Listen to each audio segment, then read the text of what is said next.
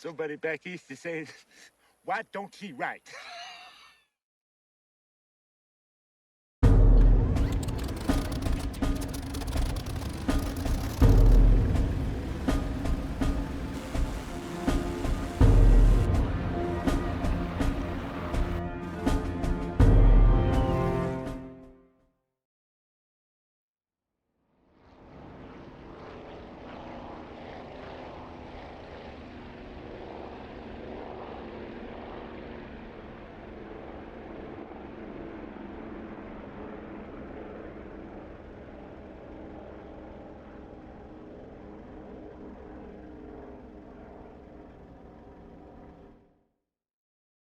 What's happening, guys? How you guys doing?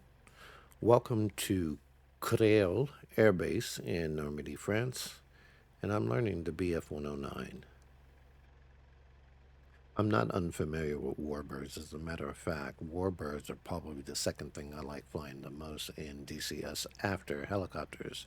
I know the Spit very well. I know the P-51. The P-47 I know a little bit. The Mossy, but I have not worked with the German side. I took the BF-109 up about 9 months ago, tried to take off and try to land. Did not work out well for me. So I took this past weekend to go ahead and really learn about the BF-109, at least trying to take off, to land, and everything you have to do. But we're going to start. I'm placing the wheel chocks down. Chief, place the wheel chocks. And then I need to get rid of that flare pistol.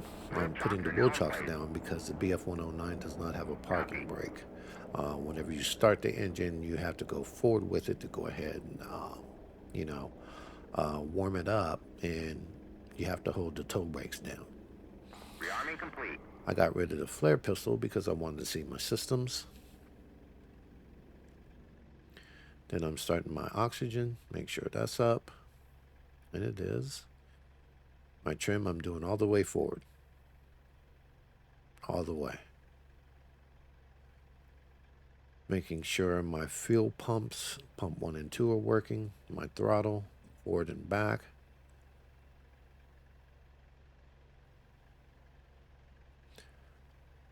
Turn on my magnetos. Then I'm going to ask the ground crew to start the starter. Copy. While he's doing that, I'm going to go ahead and pump the fuel pump about 9 times.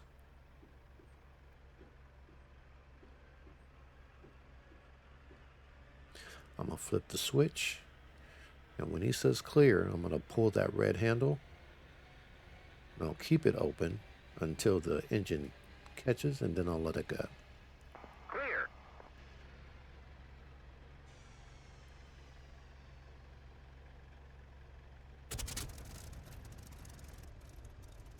All right, now close the cover. Checking everything else. Warming up the engine up to about 9. Looking at these dials, and we need the indicator to go to the bottom right indicator. That's the minimum. But the top one doesn't have to say 50, because by the time you go out to taxi to the runway, it'll read 50 anyway. Let me see. Oh, this is important. The governor button. Have to make sure it's on manual. Then I need to make sure before I take off, or during, well, before I take off, I have to turn that to 12 o'clock position.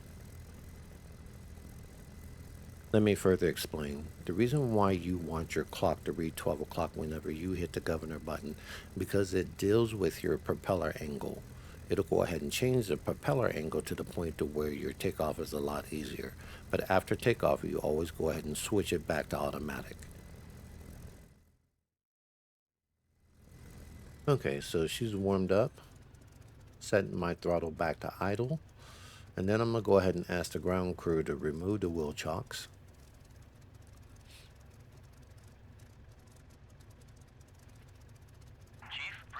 And then I'm going to look way down below, right underneath, and make sure my wheel is not locked.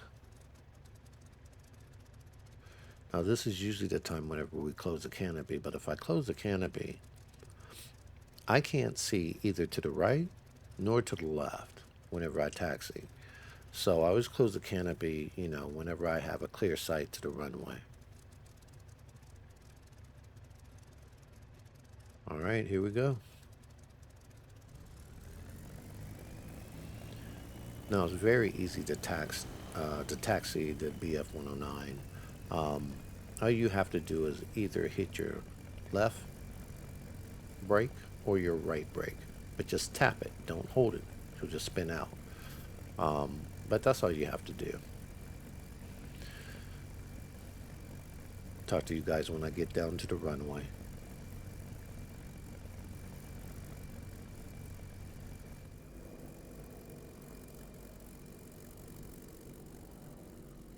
This past weekend, while I was learning the BF-109, every time I try to take off, my heart just starts pumping because it's so hard to take off in the BF-109. You have to use your rudder pedals. You have to take off slowly. I mean slow, not like a F-18 to where you pump it up all the way because you'll just crash. So I've gotten better, but we're gonna go ahead and see if I can do it this time. Stick all the way back in my lap. Then I accelerate very slowly, using my rudder pedals to make sure I'm straight. Go to the right, to the right. Keep it there. There. Alright. Stick back to neutral. This is where you go back on two wheels. This is where it gets really dangerous. Keep it right. And then take off.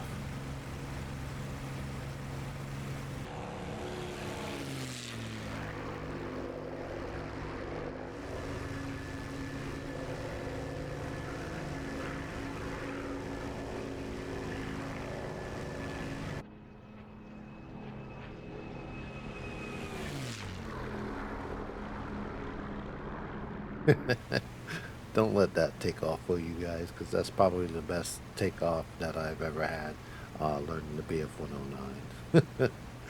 Now, one thing that really made me upset about the BF-109, you see that little compass with that plane symbol that's moving, and in Allied planes, they don't, that plane symbol does not move. The outside marker moves. So I found myself going in circles following that damn compass. But that's another story. Now I'm going to check out my guns, make sure they work. And they do.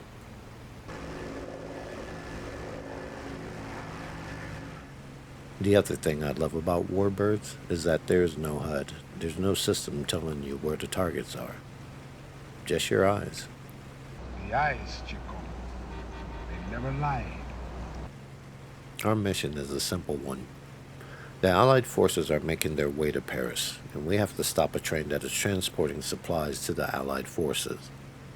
The problem is that during World War II in either England or France, they both had a lot of railways. So you have to read your maps. And I think this town right in front of me, to the right of me, is like the center way of where that train should be. But we'll go ahead and see.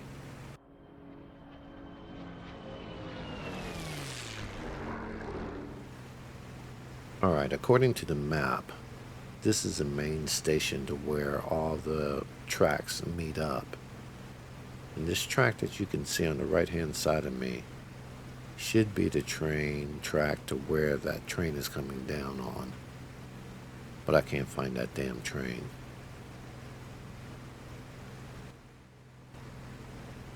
After 4 or 5 minutes looking for that train, I finally found it.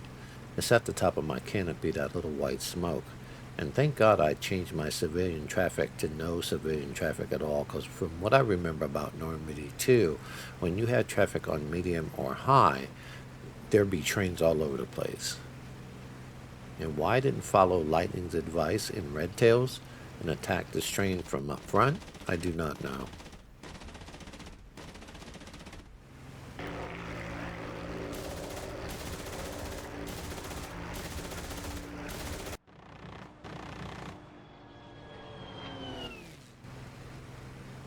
Shooting your guns in a Warbird is not easy. It's not ace combat. You see what I'm saying? You have to work on your rudders. Make sure your plane is straight when you're shooting at a target. Whenever I shoot, I can see by my bullets either going left or right. My plane is not straight, and it's very difficult, but I'm working on it.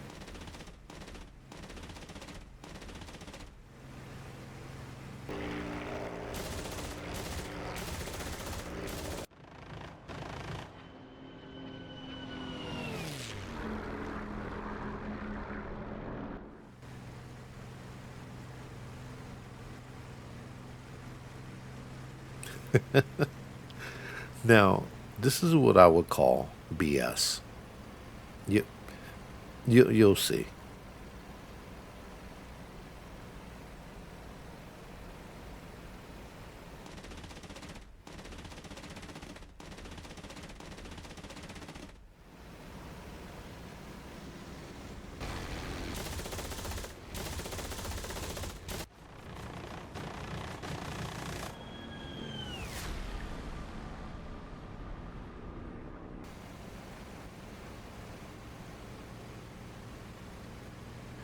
It took me about 20 or 30 seconds to realize I was not dead.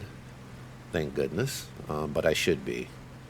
I gathered myself together, and if you look at this train on the left-hand side, you can see the smoke on there, but it's about to make a right-hand turn. I want to go ahead and meet this train after it makes its right-hand turn, so that way I can get a straight-on approach to it.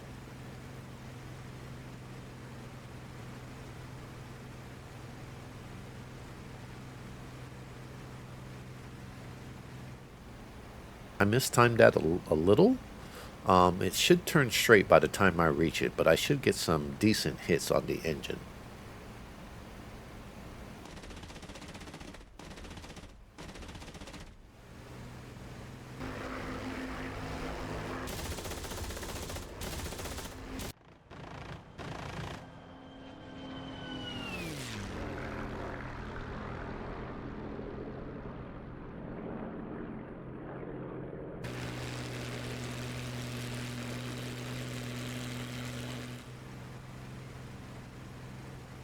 Aha! The train has stopped. So I at least impaired it to the point to where it's not running anymore. So I'm going to go ahead and see if I can destroy this train.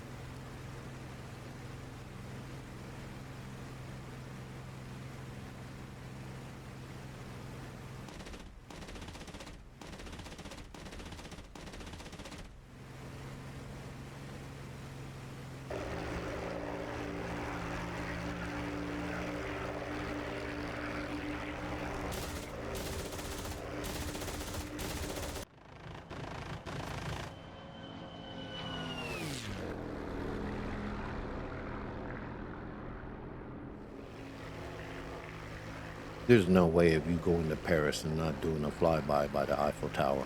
I'm just saying.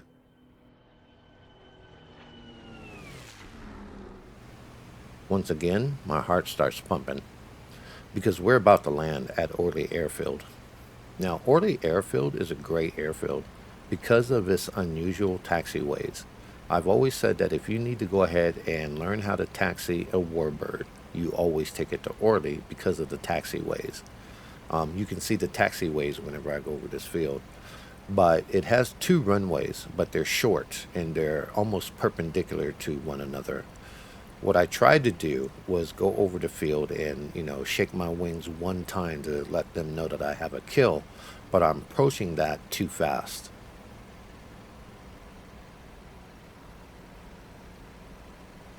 Looking at my gauges, I'm approaching this runway at about 500 kmh, which I think is a little too fast.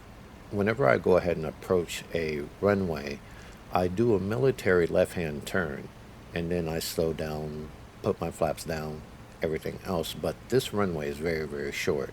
So I could not, slow down as much as I need to make that runway.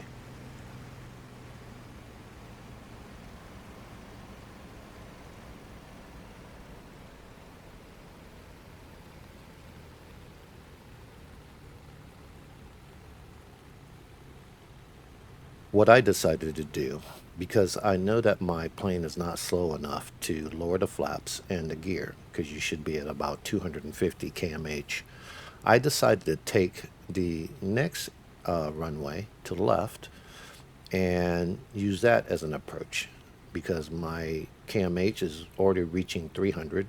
By the time I get around there, it should be around 250, so I can lower my flaps.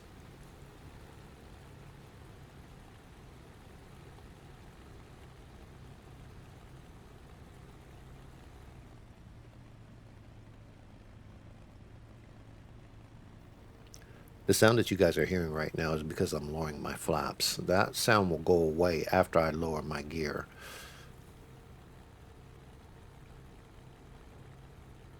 But I'm approaching it the way that I'm supposed to, about 250, lower my flaps, same time lower my gear, make a left turn, and approach the runway.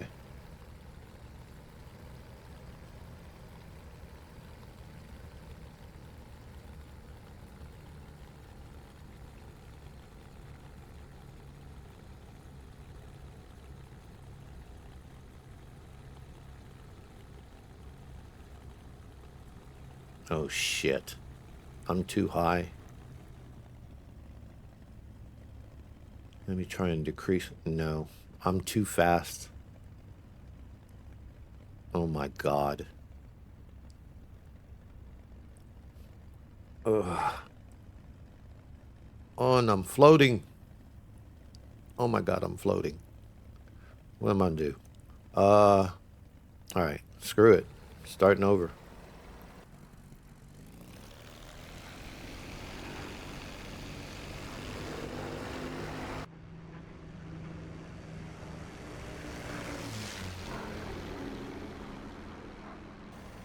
I decided, because I was going to crash if I placed that plane down on that runway, I decided to do another crack at it. So I hit my throttle, lifted my gear, and then I'm trying that other runway, but I'm going to try a more straight-on approach.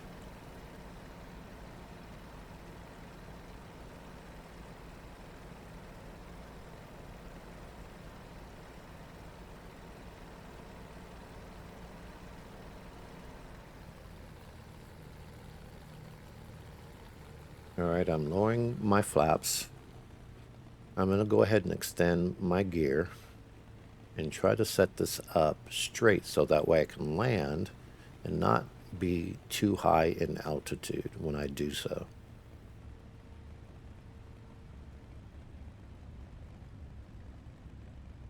Alright, my approach is good. I don't have too much altitude. I need to make sure that the power is enough to where I can meet the runway at the start of the runway. Let's see. A little more power. Ease off the power. All right, put it down. Put it down. Oh, I'm still floating a little, but not too bad. I'm good. Put it down. Oh, I skipped.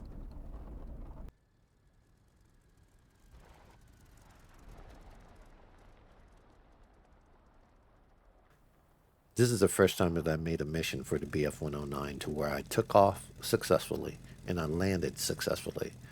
And I'm glad about that. But I did die, if you think about it. But overall, I'm very pleased with the BF-109. No engine management, nothing except for pure flying. I do have to work on my gunnery, but thank you guys for watching this video with me. Me learning the BF-109. I think it's a great Warbird.